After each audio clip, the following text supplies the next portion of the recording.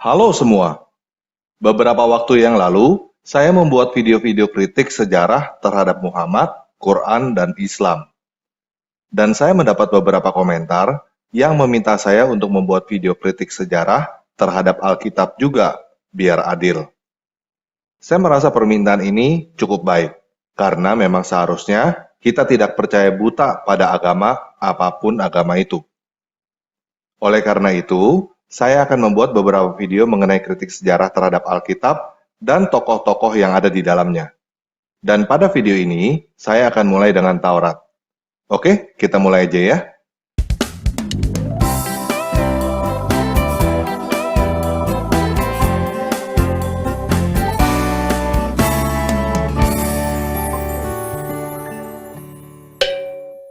Nah, pertama kita mulai dengan apa yang disebut dengan Taurat.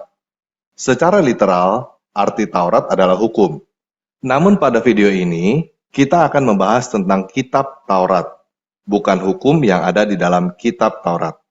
Orang-orang yang belum pernah membaca Alkitab, terutama Muslim yang awam, berpikir bahwa yang disebut dengan Injil adalah Alkitab, buku yang ada pada orang-orang Kristen.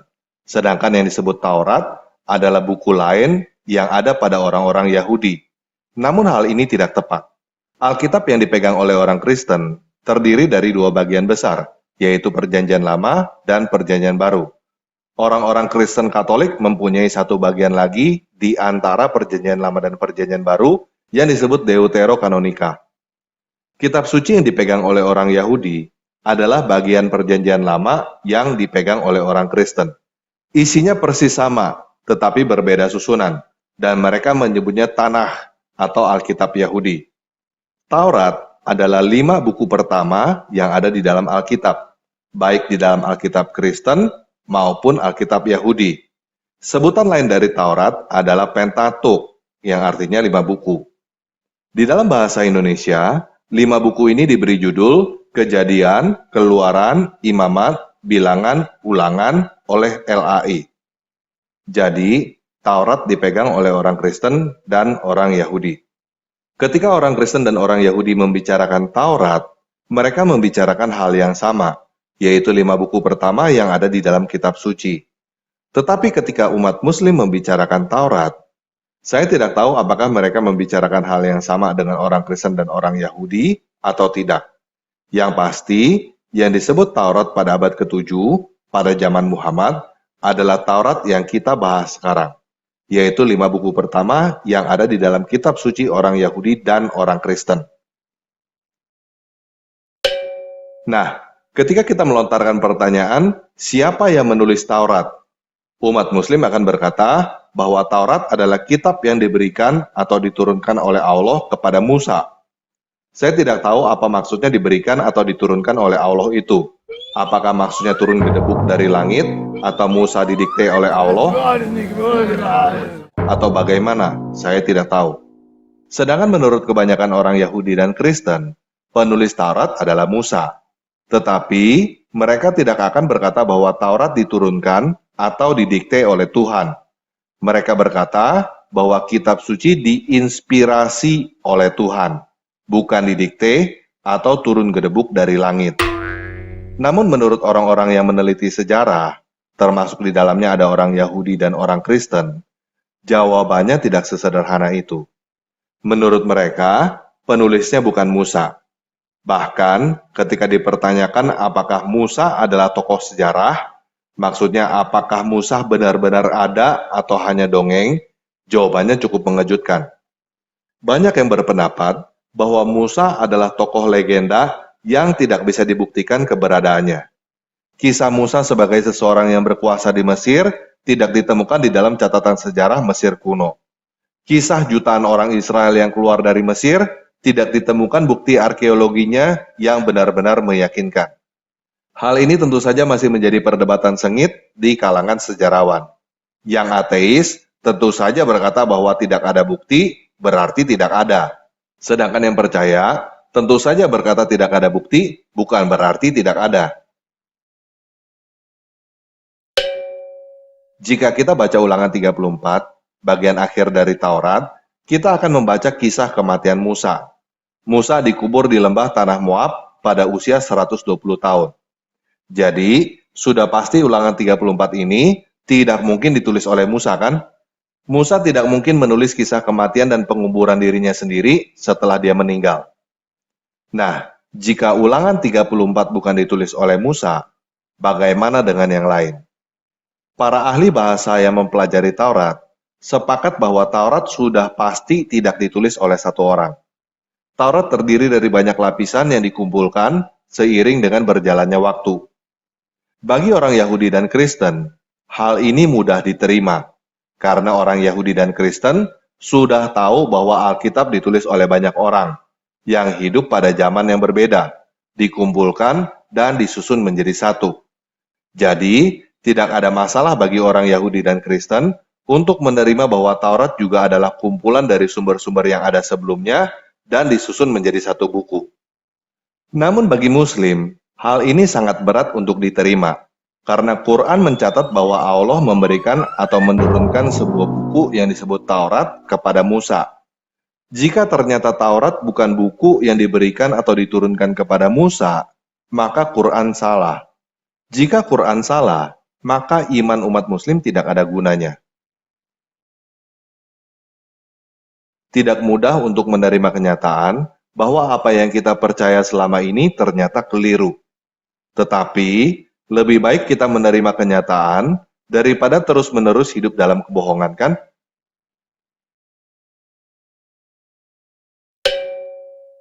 Nah, ada beberapa teori tentang jawaban siapa yang menulis Taurat. Dan saya akan memberitahukan sebagian teori yang dapat diterima oleh banyak sejarawan. Banyak yang sepakat bahwa Taurat berasal dari 4 sumber utama. 4 sumber ini diberi label J, E, D, dan P. J artinya Jahwis atau golongan Yahweh. E artinya Elohis atau golongan Elohim. D artinya Deuteronomis atau golongan pengulang. P artinya priestly atau golongan imamat. Sebagai contoh, supaya teman-teman paham apa yang sedang dibicarakan, mari kita lihat Kejadian 1 dan Kejadian 2. Kita bisa melihat dua kisah penciptaan di dalam Kejadian 1 dan Kejadian 2 yang cukup membingungkan bagi banyak orang. Di dalam teks bahasa Ibrani Kejadian 1, semuanya ditulis dengan Elohim, tanpa ada nama Yahweh. Sedangkan di dalam teks bahasa Ibrani Kejadian 2, nama Yahweh mulai bertebaran. Jadi, para ahli menyimpulkan bahwa Kejadian 1 dan Kejadian 2 berasal dari dua sumber yang berbeda yang sudah ada sebelumnya, lalu kemudian dijadikan satu oleh generasi yang lain. Contoh lain adalah Kejadian 32 ayat 28 dan Kejadian 35 ayat 10. Di situ kita bisa menemukan dua kisah bagaimana Tuhan mengubah nama Yakub menjadi Israel. Selain dua contoh itu, kita masih bisa menemukan banyak lagi kisah double yang serupa di dalam Taurat. Bagi teman-teman yang melihat dari sisi kerohanian, teman-teman bisa menafsirkan berbagai hal. Tetapi bagi para sejarawan, mereka melihat dua kisah itu berasal dari dua sumber berbeda yang kemudian dijadikan satu. Jadi, menurut para ahli, Kitab Kejadian, Keluaran, dan Bilangan berasal dari campuran sumber J, E, dan P. Kitab Imamat berasal dari sumber P. Kitab Ulangan berasal dari sumber D. Selain 4 sumber itu, para ahli berkata bahwa ada sumber-sumber minor lainnya yang tidak termasuk di dalam 4 sumber utama ini. Ada teori yang mengatakan bahwa sumber J ditulis pada zaman Raja Salomo, ketika Israel masih menjadi satu kerajaan dan pada masa kejayaannya. Sedangkan sumber E ditulis oleh kerajaan Israel Utara, ketika sudah terpisah dari kerajaan Yehuda Selatan. Sumber D ditulis pada zaman Raja Yosia, setelah kerajaan Israel Utara sudah jatuh. Dan sumber P ditulis setelah orang-orang Yahudi kembali dari pembuangan Babel. Selain teori ini, ada teori lain yang memberikan penjelasan yang berbeda tentang bagaimana dan kapan sumber-sumber itu ditulis. Namun, dasar teorinya masih tetap sama. Taurat berasal dari beberapa sumber yang dikumpulkan dan disusun menjadi satu oleh sekumpulan imam pada masa Bait Suci Yerusalem yang kedua. Bait Suci Yerusalem yang kedua berdiri pada tahun 516 sebelum Masehi sampai 70 Masehi. Sedangkan Musa diperkirakan hidup antara tahun 1200 sampai 1600 sebelum Masehi. Jadi setidaknya ada selisih waktu lebih dari 700 tahun antara Musa dan Taurat. Nah, dengan jarak yang sedemikian panjang, tentu kita pertanyakan apakah kisah yang ada di dalam Taurat adalah kisah yang sungguh terjadi atau hanya dongeng rakyat. Dan teman-teman yang muslim mungkin sudah bersiap-siap untuk berkata bahwa apa yang saya sampaikan adalah bukti bahwa Alkitab dan khususnya Taurat sudah korup, sudah diubah oleh tangan manusia. Jadi saya mau jelaskan begini. Apa yang kita bahas di video ini adalah kritik sejarah. Kisah yang ada di dalam Alkitab, dan dalam hal ini khususnya Taurat, mungkin adalah kisah sungguhan dan mungkin adalah dongeng. Mungkin juga campuran keduanya, sebagian sungguhan, sebagian dongeng. Hal ini bisa diperdebatkan. Bahkan kenyataannya sudah diperdebatkan dan akan terus diperdebatkan berabad-abad. Namun kita harus tahu bahwa Alkitab adalah buku yang paling diuji di seluruh dunia dan di sepanjang zaman. Kenapa seperti itu? Karena Alkitab mencatat banyak kisah yang menyangkut sejarah dan masa depan seluruh umat manusia. Kalau kita baca cerita Malin Kundang, kita langsung bisa tahu bahwa itu hanya cerita dongeng. Tetapi ketika kita baca Alkitab, kita akan bertanya-tanya. Kita tidak tahu apakah cerita yang ada di dalam Alkitab adalah kejadian sungguhan atau hanya dongeng. Karena di situ ada berbagai elemen yang membuat kita cukup yakin bahwa Alkitab menceritakan kejadian sungguhan. Oleh karena itu, Alkitab terus diuji, karena Alkitab layak untuk diuji. Supaya teman-teman lebih paham, saya mau memberikan contoh kisah Yusuf.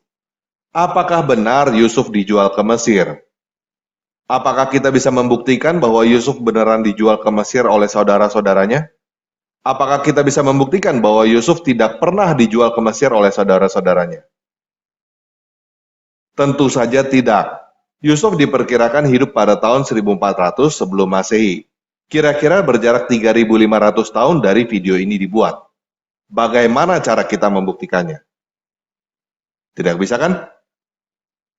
Nah, kisah Yusuf ini tercatat di dalam Alkitab dan juga tercatat di dalam Quran. Apakah itu membuktikan bahwa kisah Yusuf dijual beneran terjadi? Kalau kita menggunakan sudut pandang sejarawan, jawabannya adalah tidak. Kisah Yusuf dijual ke Mesir sudah terkenal. Jadi, tidak heran jika pengarang Quran sudah mendengar kisah itu sebelumnya dari orang lain, lalu memasukkannya ke dalam Quran. Sebuah kisah tidak menjadi kejadian sungguhan hanya karena kamu percaya bahwa kisah itu adalah kejadian sungguhan. Bahkan sekian miliar orang percaya bahwa kisah itu adalah kejadian sungguhan pun tidak membuktikan bahwa kisah itu adalah kejadian sungguhan. Kisah itu harus diuji dengan berbagai macam cara, dan itu pekerjaan para peneliti sejarah. Mari kita coba uji kisah Yusuf ini ya. Di dalam Alkitab, Kejadian 38 ayat 28 tercatat seperti ini. Ketika ada saudagar-saudagar Midian lewat, Yusuf diangkat ke atas dari dalam sumur itu. Kemudian dijual kepada orang Ismail itu dengan harga 20 sikal perak. Lalu Yusuf dibawa mereka ke Mesir. Di dalam Al-Quran, surah 12 ayat 20, tercatat seperti ini. Dan mereka menjualnya dalam kurung Yusuf dengan harga rendah, yaitu beberapa dirham saja, sebab mereka tidak tertarik kepadanya. Teman-teman lihat gak perbedaannya? Di dalam Alkitab, tertulis sikal perak, tetapi di dalam Al-Quran, tertulis dirham. Ingat ya, Alkitab berkata Yusuf dibeli dengan sikal perak.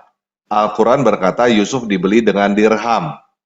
Dirham adalah mata uang koin yang digunakan bangsa Arab pada zaman Muhammad. Mungkinkah Yusuf yang hidup lebih dari 2000 tahun sebelum Muhammad dibeli dengan koin pada zaman Muhammad? Tentu nggak mungkin kan? Nah, mari kita tarik mundur sejarah dirham.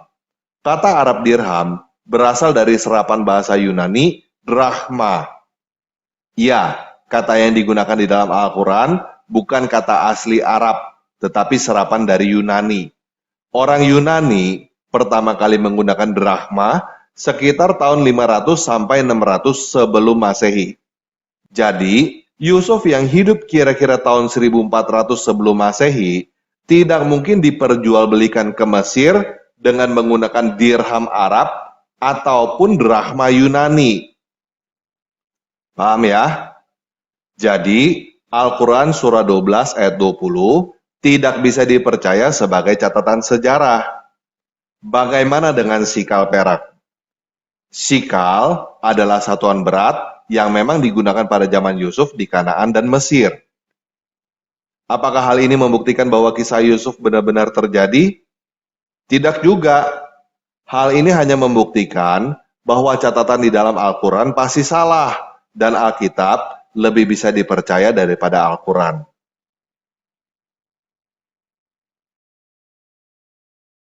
Jadi, Taurat bukan ditulis oleh Musa seperti yang disangka oleh banyak orang Kristen. Dan Tuhan tidak pernah memberikan atau menurunkan sebuah kitab yang disebut Taurat kepada Musa seperti yang dikatakan Quran. Oke, sekian video kali ini. Kalau teman-teman mau nonton video tentang kritik sejarah terhadap Muhammad, Quran, dan Islam, silakan klik link yang keluar sekarang ini. Oke, Yesus Kristus penguasa saya mengasihi kamu.